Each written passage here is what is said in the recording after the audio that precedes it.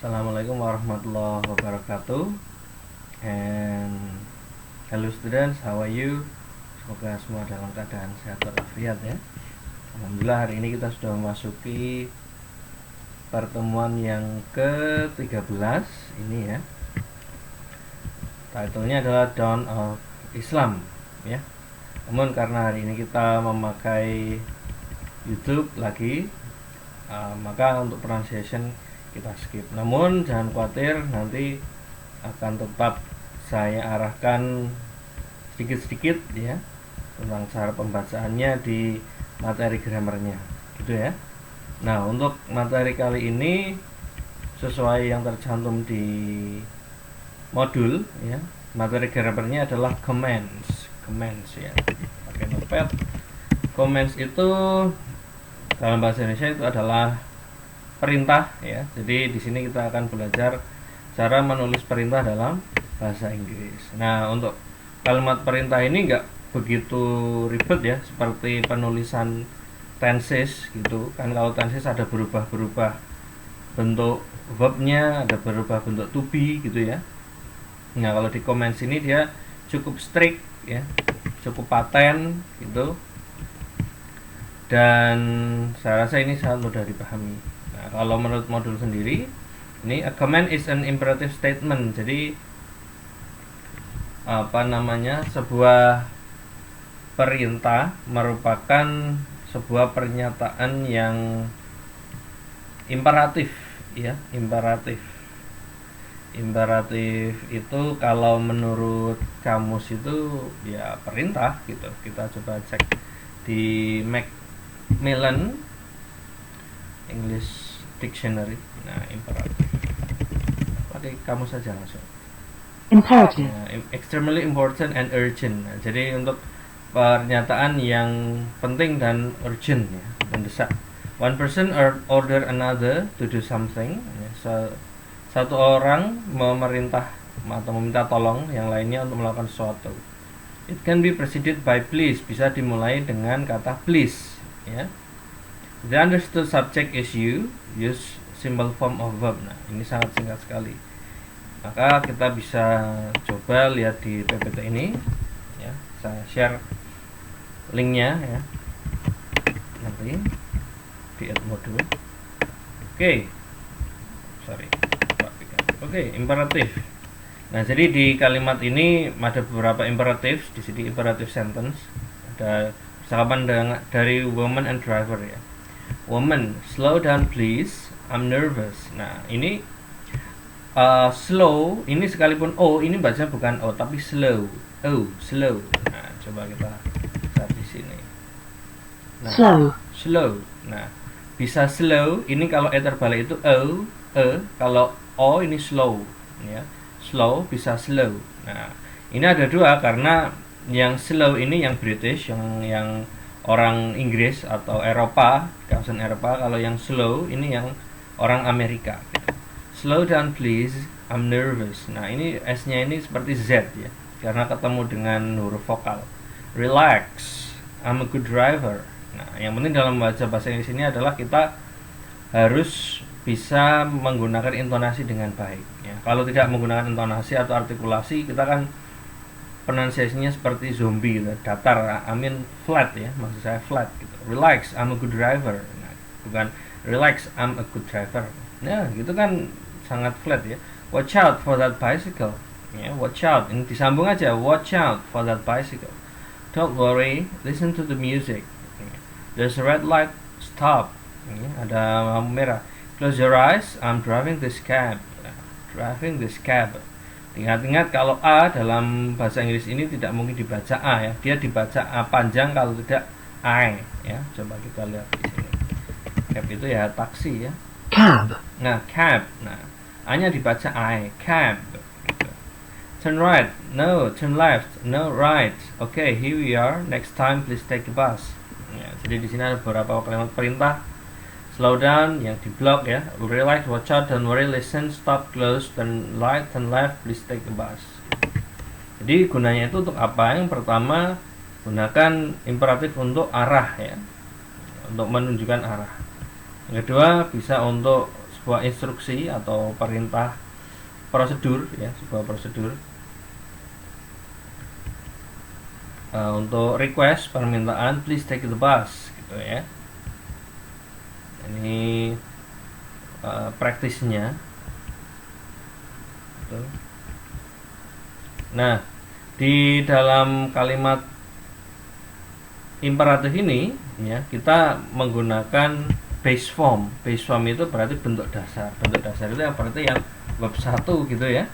Kan kita tahu verb itu ada 3 ya dalam bahasa Inggris itu. Membingungkan ya. Verb 1 umpama go ya. Verb 2 nya go kan went ya. Lalu verb 3 nya itu gone. Nah, berarti kita pakainya yang ini. Verb 1 itu sama dengan base form. Base itu kan dasar ya. Jadi base form artinya bentuk dasar. Makanya kita pakai verb 1 di sini. Nah, follow road signs. Nah, ini karena kan setiap kita memberi perintah itu kan yang awal itu seringnya kita menggunakan kata kerja ya, sama tulis catatannya atau kerjakan LKS atau tutup pintunya. Nah, itu kan langsung kata kerja tutup. Nah, maka tutupnya itu kalau dalam bahasa Inggris diterjemahkan menggunakan bentuk dasarnya gitu maksudnya. Nah, untuk yang negatif, untuk larangan ini ya, berarti ya Anda bisa menggunakan do not atau don't plus base form ya. Do not tambah verb 1 ya. Seperti di sini, don't use a cell phone. Nah, kalau ini kan don't lalu diikuti use ya, kata kerjanya, jangan gunakan HP. Don't drive fast. Nah, jangan ngebut gitu. Untuk membuat perintah kita lebih sopan, kita bisa menggunakan please ya, ditambahkan di depannya. Please comes at the beginning or at the end of a sentence. Bisa di depan, bisa di belakang. Nah, contohnya di sini, watch out for animals please. Nah, atau please watch out for animal. Nah, gitu. Jadi please bisa di depan, bisa di belakang. Fungsinya untuk memberikan kesan sopan dalam kalimat perintah kita. Nah, ini tinggal praktis reference. Nah, kita coba ke yang satunya ya. Kalau menurut PowerPoint yang ini ya, sama. A type of sentence, imperative sentence itu tipe kalimat yang memberikan nasihat atau instruksi atau arahan ya, atau yang mengungkapkan sebuah permintaan atau perintah gitu.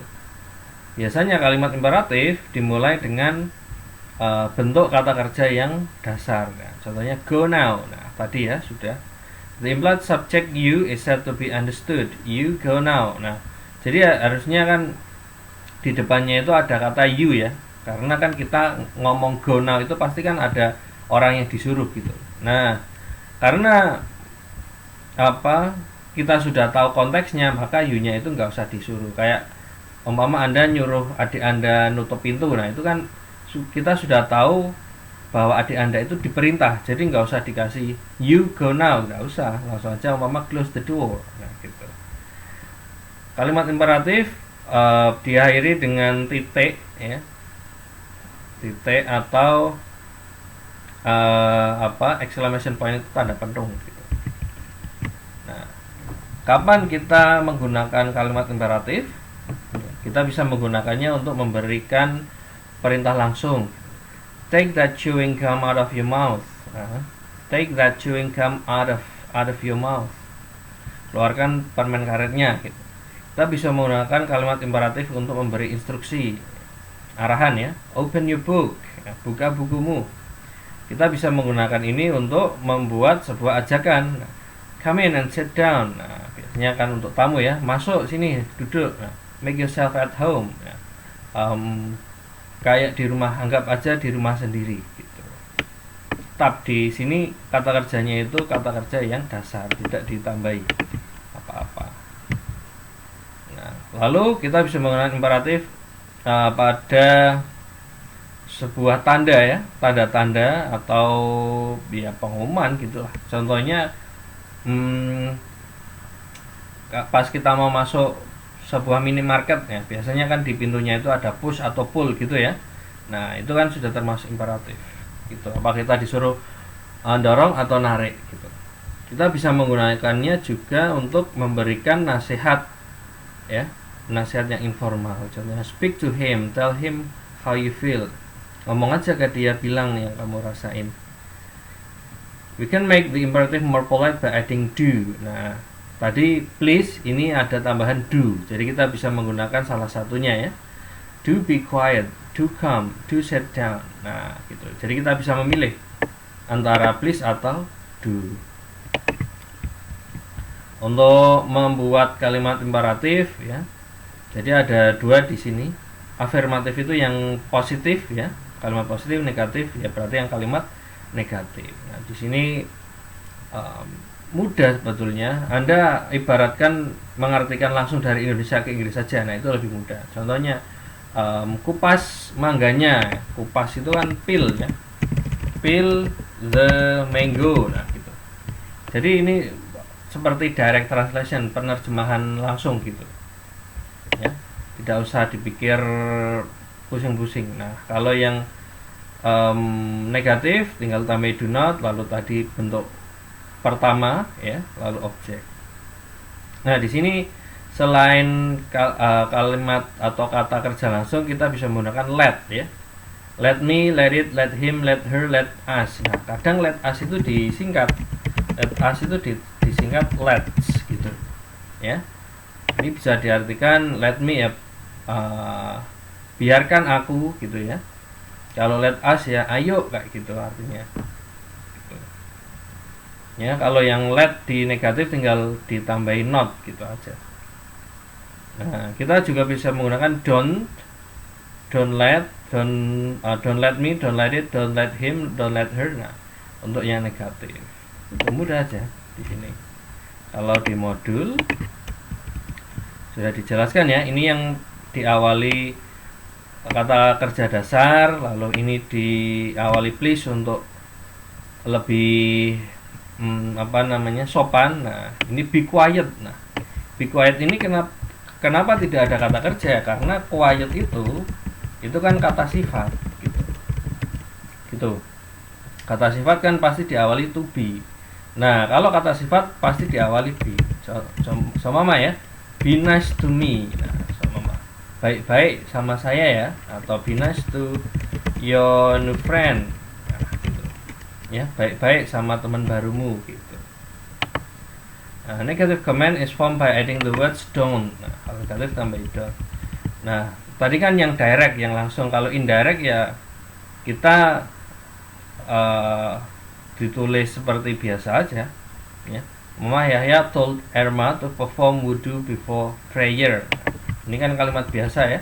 They asked Hilda to turn off the lights. Nah, selain yang tadi, kita menggunakan let us atau let's. Jadi gini aja, let's tambah kata kerjanya apa, lalu objek, gitu, ya. Let's not be alarmed by rumors. Nah, let's not be alarmed itu, ya, jangan termakan, ya. Nah, kalau not be afraid of bombs. Nah, kalau ajakannya itu untuk atau berupa bentuk kata sifat, kita harus tambahkan be, gitu, ya.